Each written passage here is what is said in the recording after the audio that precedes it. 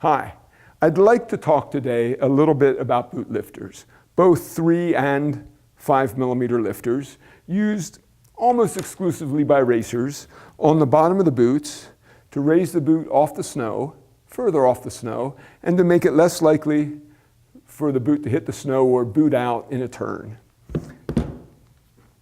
There's been talk about adding lifters to boots as if it's, a benign process, so that anytime we want, we just put lifters on boots without any other consideration. And I disagree with that premise dramatically. I think adding boot lifters is something that takes a lot of forethought, because there is a rule about how high boots can be off the snow.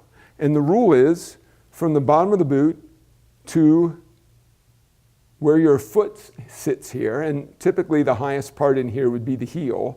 So the thickness of the boot, the thickness of the boot board, the thickness of the footbed, and the liner, when measured, can't be more than 43 millimeters. Most boots come at 43 millimeters from the factory.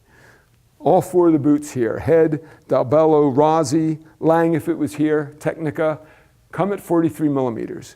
If we add lifters, the boots are no longer legal. That's okay. It can be fixed. But to fix it, we have to remove 5 millimeters from somewhere inside the boot. If we add 5 millimeters to the outside, we need to take 5 millimeters off the inside. It changes everything about boot fit. It completely changes stance. It flattens the skier out quite a bit. It changes the way skis react. It changes how stiff boots feel. So while we can absolutely do this, it's important to have this discussion before we fit the boots. We need to keep this in mind as part of the process. Coaches need to be on board.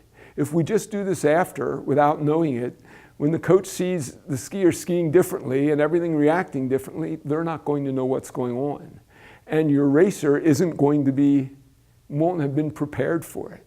So if we're going to add lifters, absolutely, absolutely.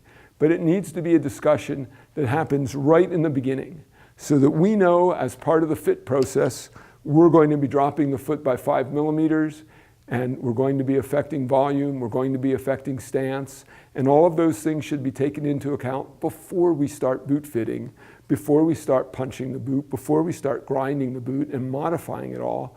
Because if we do it afterwards, we're just going to have to do this all over again. You're going to pay twice, we're going to have twice the work, and the athlete is going to find the equipment feels completely different from the way it has in the past. So I hope that helped. If there's any questions, there's a lot more information on our website, as is our contact information. Have a great day.